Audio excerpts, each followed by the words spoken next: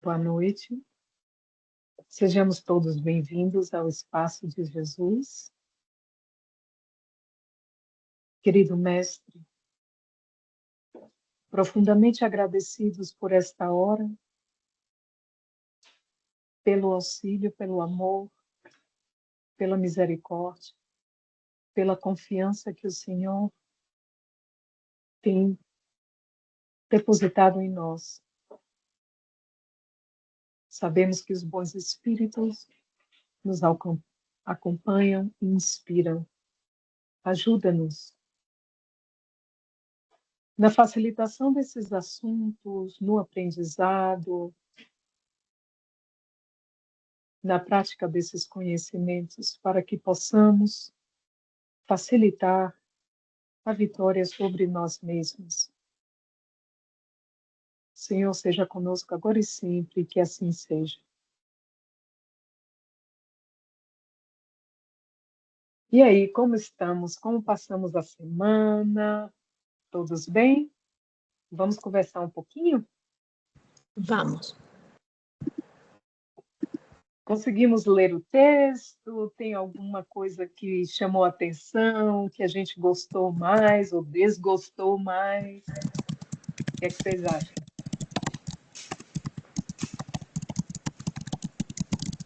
Oh, Ah, gente, tem alguém digitando aí com as fast fingers aí, mas dá pra escutar aqui.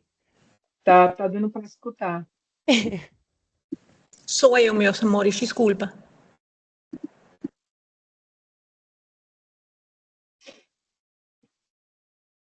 Nada a declarar?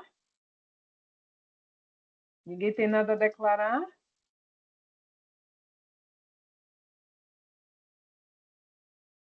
Tudo bem, então. Então, quem vai declarar sou eu. Vamos começar com o nosso estudo de hoje.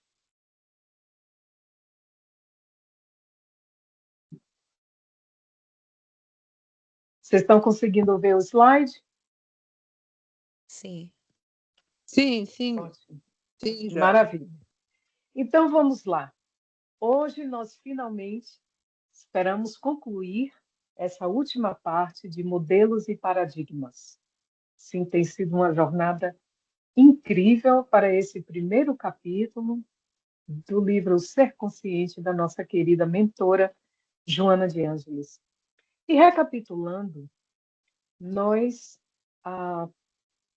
conversamos na semana passada a respeito de como o eixo científico, cultural, mudou da Europa para os Estados Unidos ao final da Segunda Guerra Mundial. E todo tipo de pressões e condições que isso gerou na sociedade americana, né?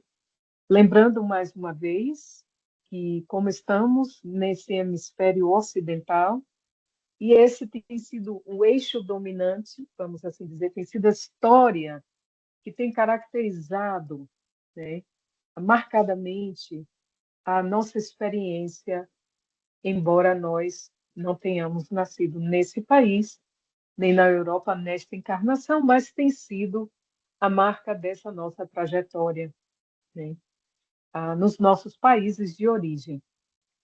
Vimos como essas situações geraram bastante desenvolvimento tecnológico, trouxe bastante melhorias e conforto para a sociedade, que juntamente com a mídia foi evoluindo, né, com a televisão, meios de comunicação de massa cada vez mais elaborados.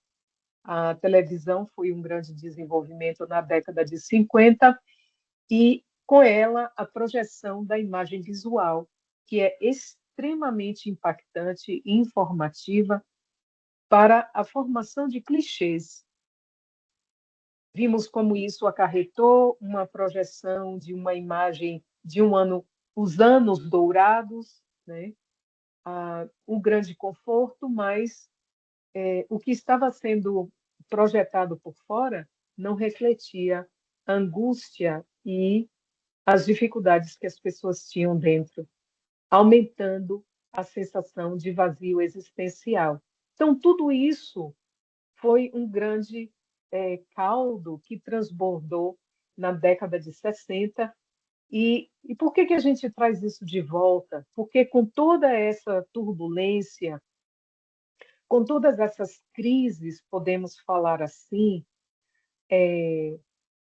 nós tivemos uma explosão que se deu na década de 60, facilitando o aparecimento, né, a eclosão, vamos dizer assim, da psicologia humanista, porque a nossa mentora nos traz várias vezes nesse capítulo o quanto as propostas anteriores eram rígidas e como elas olhavam o cliente, a forma de perceber o ser humano,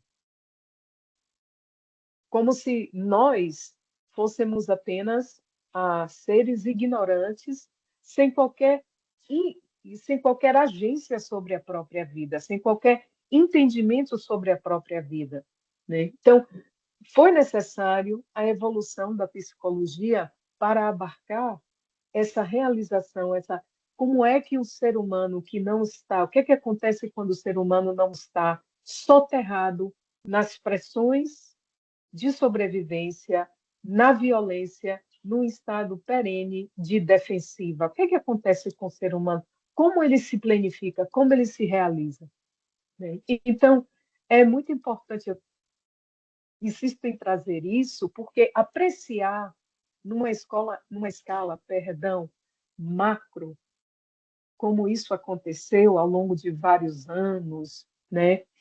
E de uma sociedade de todo um hemisfério, vamos dizer assim, sem essas crises, nós provavelmente não teríamos chegado a encontrar essa necessidade de buscar outros recursos. Então, graças a isso, nós tivemos o desenvolvimento da psicologia humanista e, além disso, com as inúmeras experiências, né, dos estados alterados de consciência que todo esse processo da década de 60 e 70 vieram produzir, nós chegamos ao ponto da elaboração da psicologia transpessoal, né? Que essa é a joia da coroa, por assim dizer, o foco desse livro, O Ser Consciente. Sim? Então, vamos apreciar que a seta dourada, que está aqui abaixo da nossa tela, ela é uma seta, ela não é simplesmente uma linha, e ela continua seguindo. Sim? Porque o tempo não para e a evolução também não. Então, a quarta força. A quarta força, a nossa mentora nos ensina que ela tem como meta unificar toda essa bagagem científica e tecnológica, todo esse entendimento a respeito da nossa fisiologia, do mundo, da interação desses ambientes, né? Nosso ambiente fisiológico interno e o mundo fora de nós, mas integrar esse conhecimento com aquele outro conhecimento que vem do Oriente, que é o conhecimento ancestral, do que está além da pessoa no mundo, da leitura no ambiente, da presença, da harmonia e de estados alterados de consciência também, mas que tipo de alterações de consciência? A experiência do Oriente nos traz através da meditação, através dos mantras, que é um processo praticamente auto-hipnótico, né? Então, toda uma gama de ramos da ciência e de experiências ancestrais se fundem nesse campo maravilhoso da quarta força para nos dar uma perspectiva a respeito de nós mesmos, para dar nome aos bois. E por que isso é necessário? Porque a experiência é extremamente variada na cultura dos diferentes países, na cultura dos diferentes ambientes de cada família, de cada indivíduo. Assim sendo, nós utilizamos essas perspectivas como forma de elaborar a nossa compreensão da própria realidade. Por isso é importante que essa visão continue a evoluir. Por isso que os paradigmas, os modelos e os paradigmas precisam ser questionados, precisam ser atualizados e, em muitos casos, precisam ser superados. E eu gostaria de trazer para vocês aqui, para ilustrar essa questão, antes da gente mergulhar mesmo na parte mais essencial desse nosso trabalho, que eu encontrei um trabalho científico muito interessante recentemente, que eu queria trazer para vocês, que fizeram um grupo, né, de cientistas, isso foi coisa publicada, com revisão de pares, eles fizeram avaliação de pacientes esquizofrênicos em diferentes culturas. E eles elegeram os Estados Unidos, Gana e Índia. E eles foram avaliar os casos, né, que estavam tomando certas medicações, com certas orientações já estabelecidas, mas eles queriam saber como é que o fenômeno de ouvir vozes, como é que isso se manifestava segundo as diferentes culturas. No caso dos Estados Unidos, a grande maioria dos casos, e eu acho que foi um total de 20 para cada país,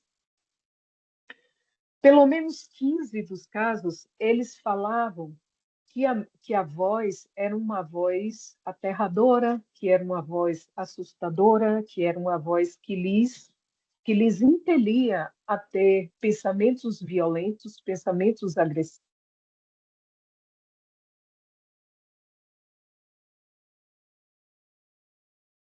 Shell?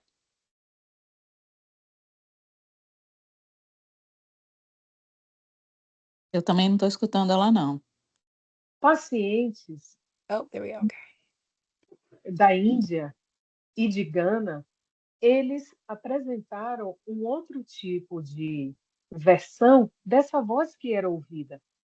Para os indianos, a maioria escutava vozes que lhe eram familiares, eles identificavam naquelas vozes: ah, é a minha mãe, é a minha irmã, e me dizia que era para eu limpar a casa, que era para eu fazer uma samosa, que era para eu fazer tal coisa, né?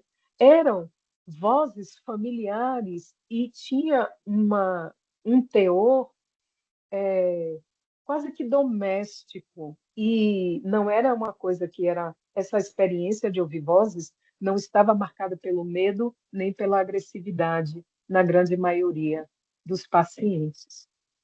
Para os pacientes de Gana, muitos deles falavam também de ter ouvido vozes de amigos de infância ou de pessoas da família, mas também vozes de anjos ou de Deus, e que eles não sabiam como eles estariam vivos se não fosse por aquela voz que eles escutavam. Ora, eles escolheram quadros esquizofrênicos muito próximos uns dos outros do ponto de vista técnico do diagnóstico. Mas isso nós estamos trazendo para a gente ilustrar o quanto é importante a gente não se levar apenas por um lado da história, não se levar apenas pelo rigor científico ou pela questão linear da psicologia como ela se apresenta, né, numa forma acadêmica tradicional, vamos dizer assim, porque o contexto cultural, a bagagem, a forma como as sociedades se organizam, elas vão influir diretamente no estado interno das pessoas. De forma que, numa sociedade em que você é visto como um indivíduo distinto, separado, e cada um que se vire, cada um por si e Deus por todos, como é aqui nos Estados Unidos, individualista, com alto nível de competição, a voz que entra de uma maneira agressiva, invasora, ah, que coloca a pessoa numa situação muito grave e muito negativa, enquanto em outras culturas a gente experimenta o oposto, né? Então, isso foi uma coisa também observada naquele momento de transição para a elaboração da psicologia humanista, né? Então, por isso que a nossa mentora insiste em trazer essa confluência de conhecimentos do Oriente para o Ocidente, porque esse influxo de informação ancestral, porque essas informações são milenares, e essas informações milenares que vêm de África, que vêm da Ásia, elas são informações que elas têm muitos pontos em comuns com a ancestralidade dos povos da América também.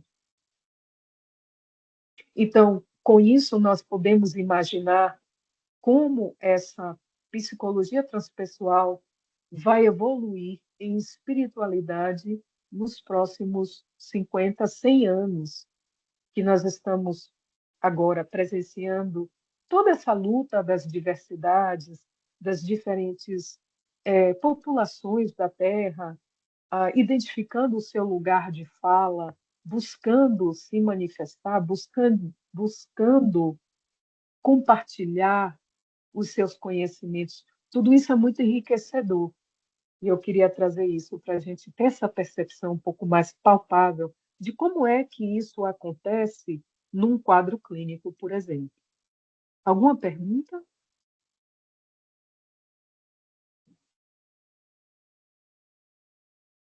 Ok. Então, se não temos, vamos prosseguir viagem. A nossa mentora, ela nos convida a refletir em que se constitui também um objetivo dessa psicologia transpessoal participar do banquete multidisciplinar para a compreensão do ser humano. As disciplinas que se dedicam a isso são várias. Temos a filosofia, a medicina psicossomática, né? A psiconeuroendocrinologia, são ramos especializados da medicina, cada vez mais esmiuçando esse contato entre o psiquismo e a fisiologia do organismo. A psiquiatria, a psicologia, neurociência,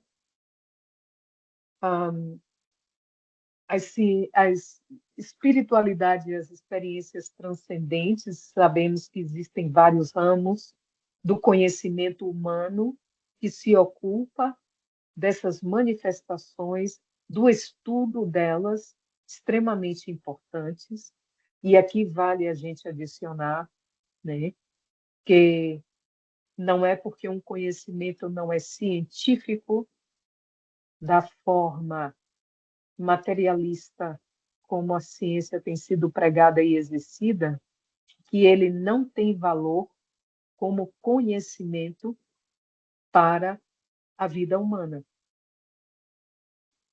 O conhecimento ancestral, as curas naturais, a medicina ancestral chinesa, a medicina ancestral indiana, as medicinas ancestrais naturais de várias culturas, como um exemplo, elas são milenares e elas vêm desde um tempo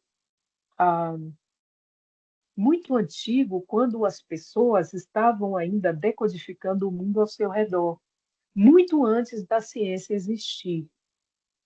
Antes da ciência existir, a ciência moderna tem apenas mais ou menos 400 anos, muito antes dela veio a escrita.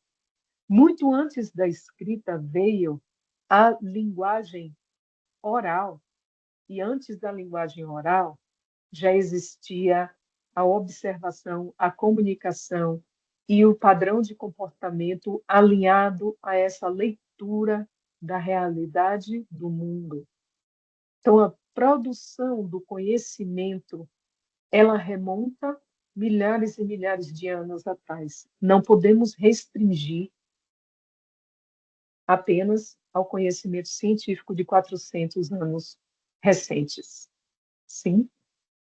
Então, é lindo ver como esta psicologia se dedica a entretecer ambos os lados, esse lado de ancestralidade e o lado científico recente, porque ambos têm importantes contribuições a fazerem para que nós compreendamos realmente o que é estar encarnado neste planeta, essa integralidade que a gente precisa ter para aproveitar esta oportunidade ao máximo, né? Então, vamos continuar seguindo. Tem a economia comportamental, a pedagogia, a linguística, a comunicação, a sociologia e a antropologia. Esses são os ramos gerais que estudam essa diferentes facetas desse ser humano inserido no mundo, nos seus objetos de estudo. Então, vamos entrar agora na parte mais essencial desse nosso estudo de hoje, que é, e para mim, pessoalmente, a parte mais fascinante deste capítulo, modelos e paradigmas, que é a questão das experiências dos estados alterados de consciência.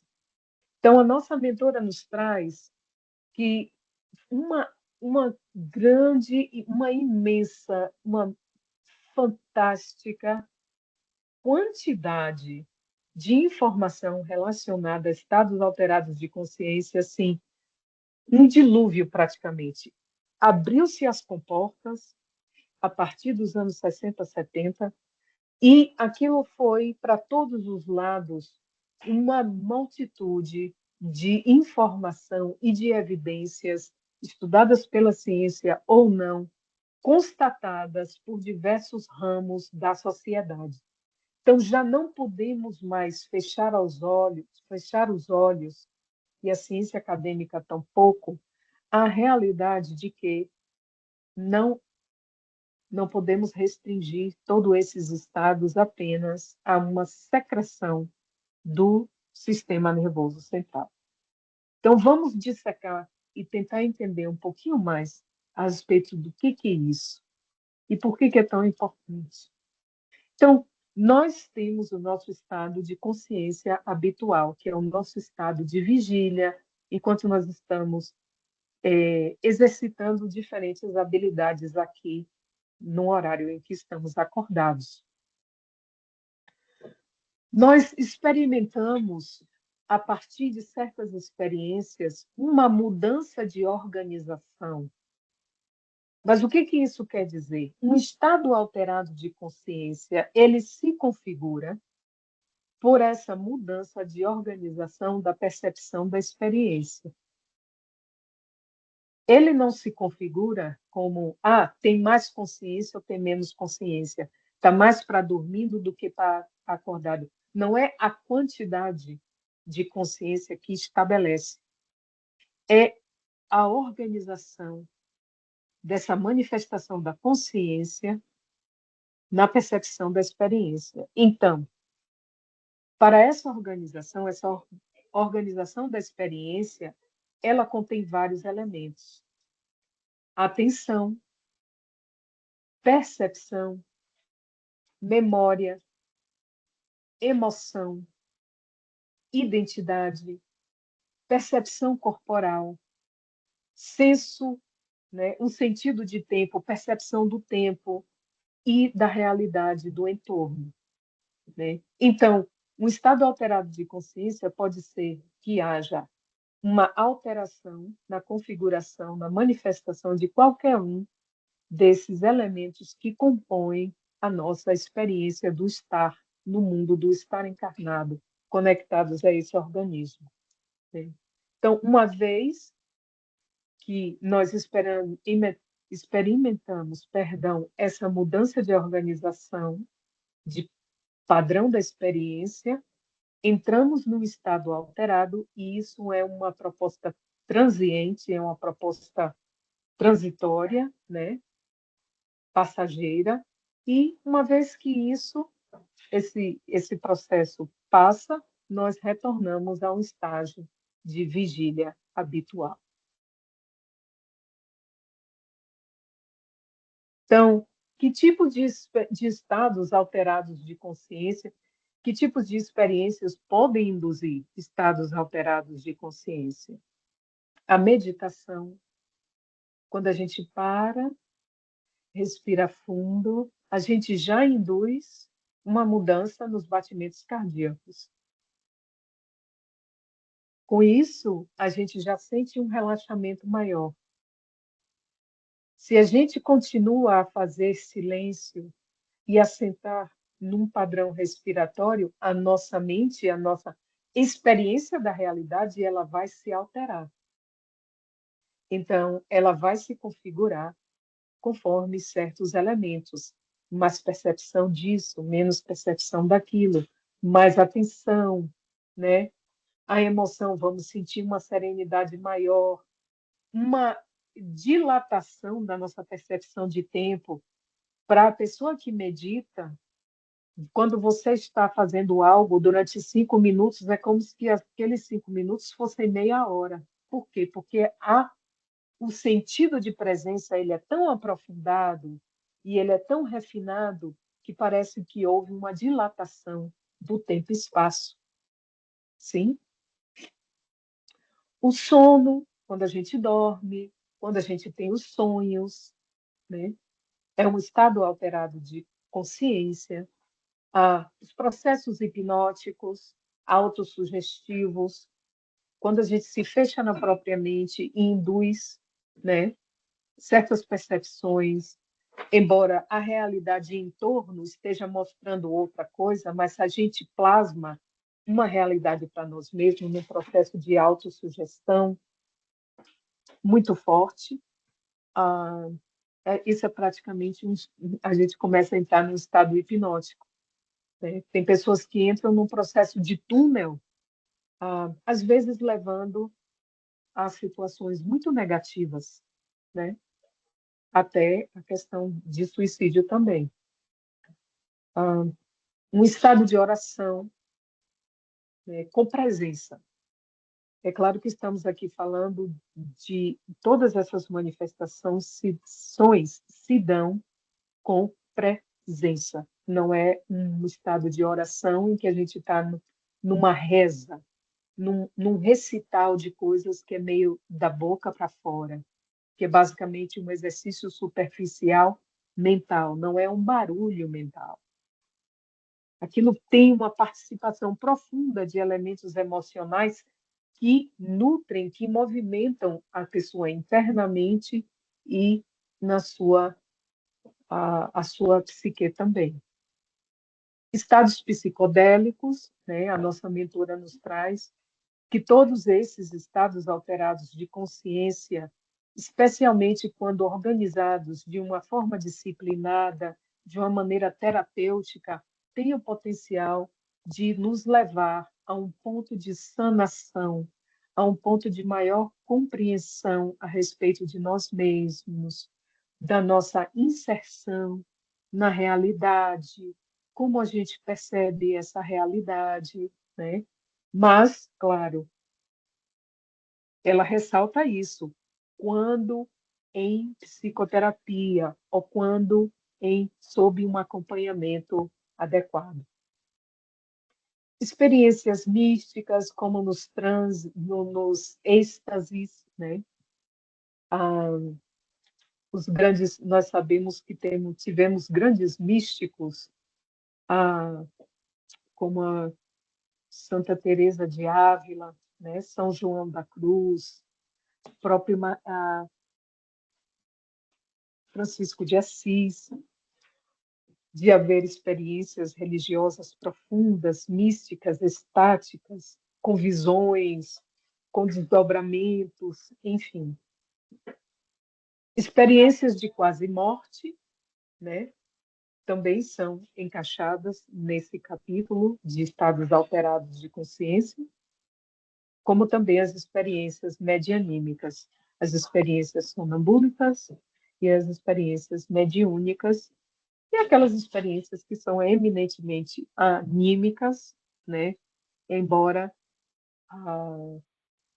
se manifeste numa situação mediúnica, ou seja, o espírito do médium em si se manifesta uma personalidade, se manifesta e é como se fosse uma outra inteligência, mas na verdade não é. É um conteúdo interno do médium que naquela oportunidade vem à tona, né? Então, tudo isso para dar exemplos, né? A nossa mentora nos traz esses exemplos de esses estados que nos dilatam a percepção dos sentidos, nos aumentam a lucidez, às vezes um conhecimento do passado, presciência do futuro. E, e o que mais me encantou nesse texto são coisas que ela coloca do tipo esse reconhecimento da psicologia transpessoal, desses estados alterados de consciência, que são expressões essenciais da natureza humana, né? Expressões essenciais da natureza humana, né? E por que que é importante a gente ter, mais uma vez, esse reconhecimento da Gel, ciência? Oi, é que eu tinha levantado a mão, acho que você não viu. não, não vi. No slide anterior, você falou túnel. Eu queria que se Sim, desenvolvesse mais isso. Você falou que leva até o suicídio. O que que é isso? O que que é esse túnel? quando nós ficamos num processo de autoobsessão, quando nós vivemos uma vida, temos um entendimento que, vamos dizer, uma pessoa que identifica que está tudo ruim, mesmo com todas as bênçãos ao seu redor, ela só observa aquilo que não está bem. Uhum. Esse tipo de, esse tipo de concentração da ideia, isso leva a estados depressivos, isso leva à ideação suicida. É um processo em que a pessoa vai se fechando. E, de fato, existem livros de Manuel Filomeno de Miranda que descrevem muito bem isso, né? Tem um caso em que ele chega a dizer que o espírito da pessoa que tinha desencarnado, ele estava enovelado, ele estava como uma múmia. E Manuel Filomeno de Miranda, quando viu aquilo, ficou muito intrigado. E os mentores explicaram a ele que aquela pessoa estava tão envolvida nos seus próprios processos mentais que ela criou aquela carapaça. Aquilo não foi algo que um obsessor botou nela. Então, quando a gente chama visão de túnel, é que quando nós nos fechamos num hiperfoco sobre alguma coisa, é como ter visão de túnel, a gente só enxerga aquilo, né? Então, Entendi. é um estado alterado de consciência quando a gente tem um processo hipnótico que é terapêutico, induzido por uma pessoa para que a gente consiga a sanação de algum processo conflitivo, mas também quando nós nos obstinamos numa visão específica e só olhamos para aquilo daquele ponto, né, como se nada prestasse, ou ninguém me ama, nada é bom para mim. E muitas vezes as pessoas se fecham nisso, e isso é uma coisa que desespera, que leva à ideação suicida mesmo, né? Entendi. Então é isso que a gente quis dizer. Tá bom, obrigada, querida. Nada, obrigada a você. Então, essa ferramenta, essa proposta libertadora da psicologia transpessoal, juntamente com todos os trabalhos que têm sido elaborados com as recentes descobertas da neurociência, ajudadas por tantas outras partes da ciência, são muito importantes, porque elas vão nos esclarecendo e vão gerando uma visão integrada, né?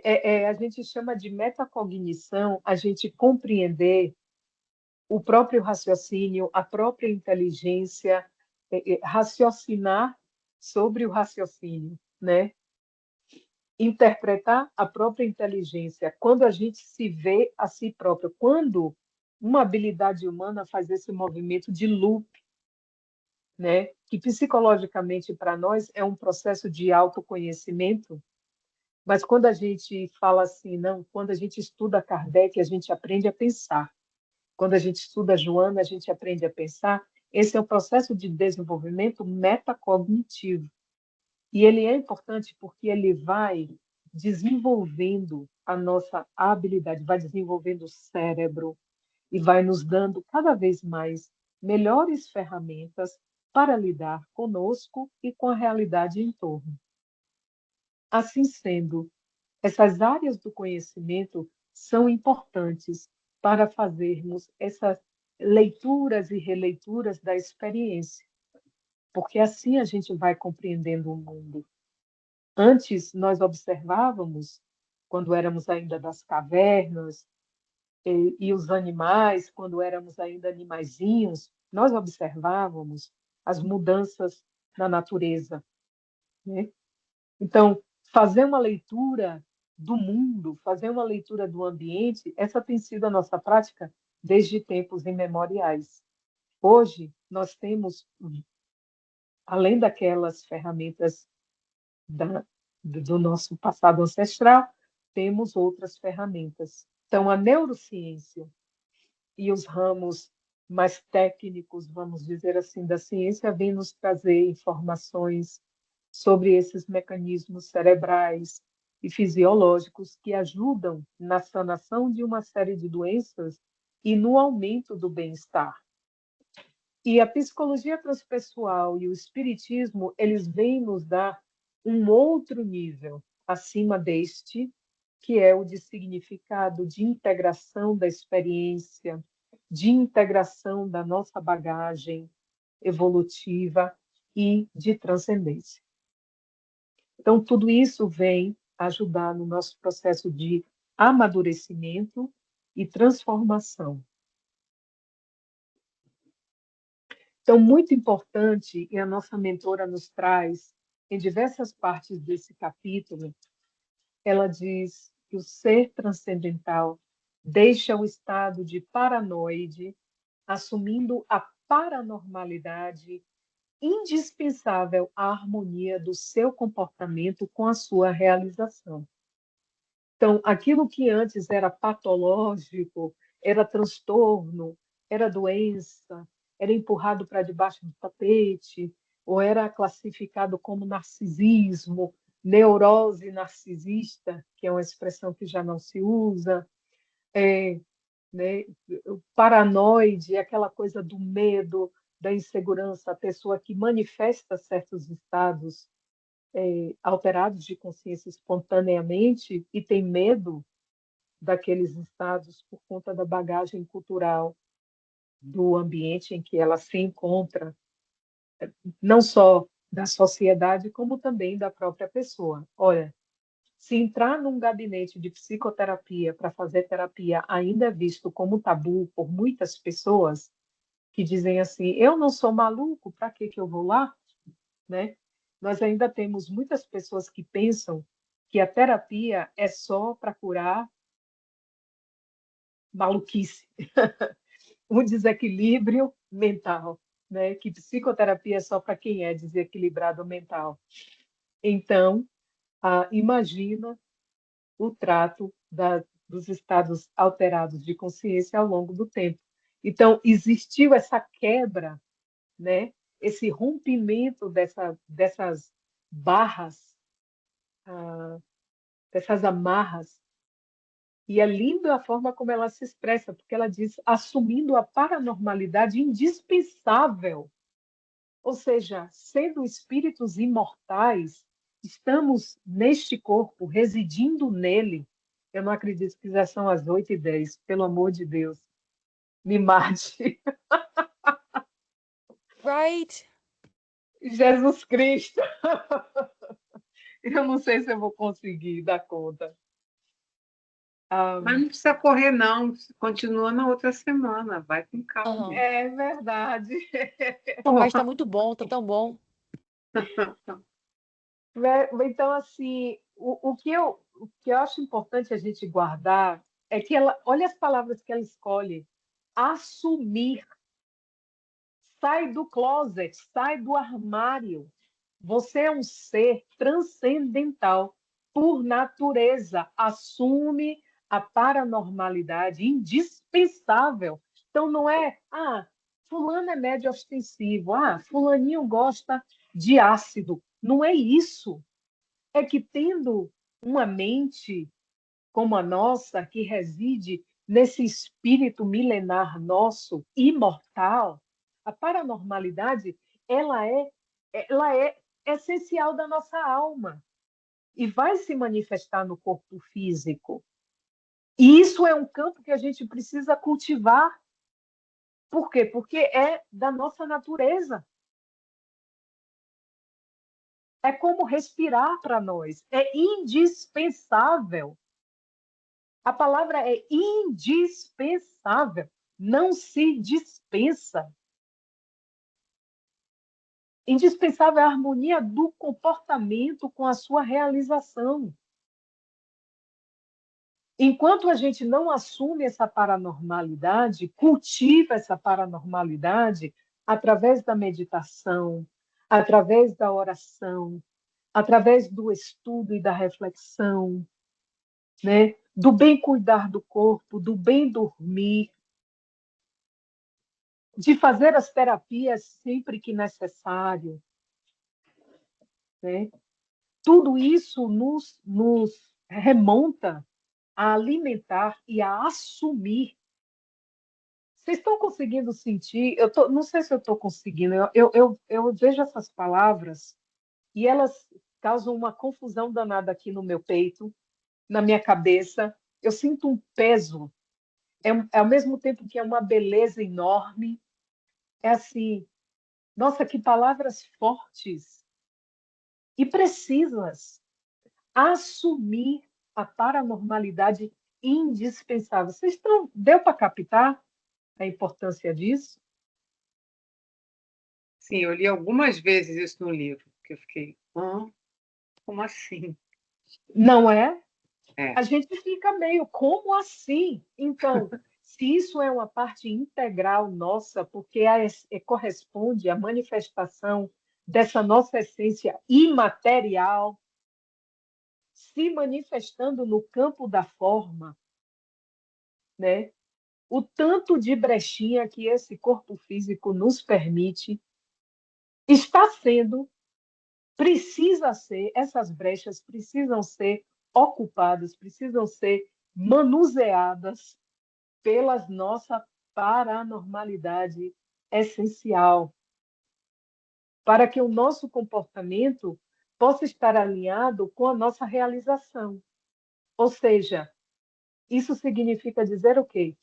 Que nós estejamos engajando os nossos passos, as nossas ações para concretizar a nossa própria felicidade.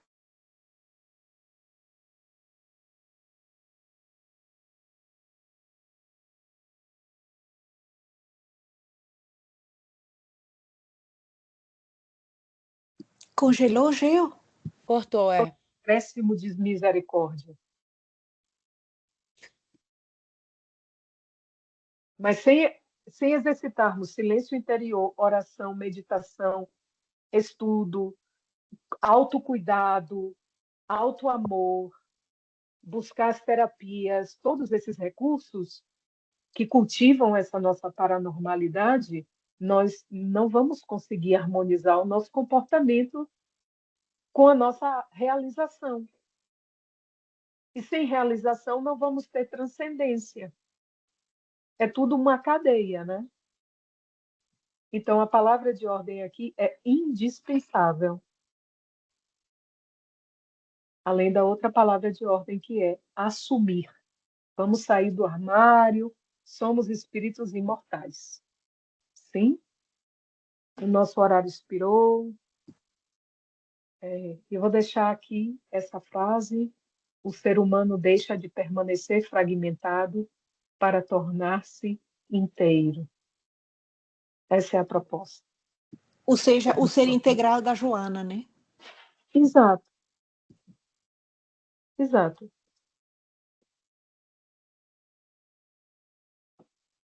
Porque os conhecimentos básicos já estão aqui, fornecidos pela neurociência, pela psicologia transpessoal, pelo espiritismo. É só nós pararmos para nos compenetrarmos dessas realidades e assumir, sair do armário, Ok. né? Vamos fechar, já passamos um minutinho. Obrigada a todos pela presença. Alguém gostaria de nos honrar com a prece de encerramento? Eu posso fazer. Pai amado, querido Mestre Jesus e mentores, que possamos crescer espiritualmente a cada dia e sermos instrumento de luz e amor àqueles que ainda estão perdidos. Que a nossa prece atinja os que estão mergulhados nas trevas e possa ajudar a dissipar tanto ódio e egoísmo. Que tenhamos sempre a figura de Jesus a nos intuir o caminho certo e sigamos em frente com muita fé. Obrigada por tudo de bom e desafiador que estamos vivenciando na presente encarnação. Que assim seja. Que assim seja. Que assim seja. Amém.